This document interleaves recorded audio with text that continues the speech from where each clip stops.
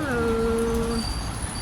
Ayan guys, ito na yung in-upload ko mga 2 months ago. Ayan. Yung ano na siya patay na siya na puno. Parang patay na.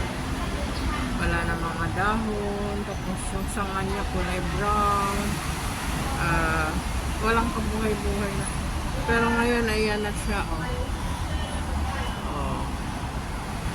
marami na namang dahon at kulay green. Meron pa siyang mga bunga.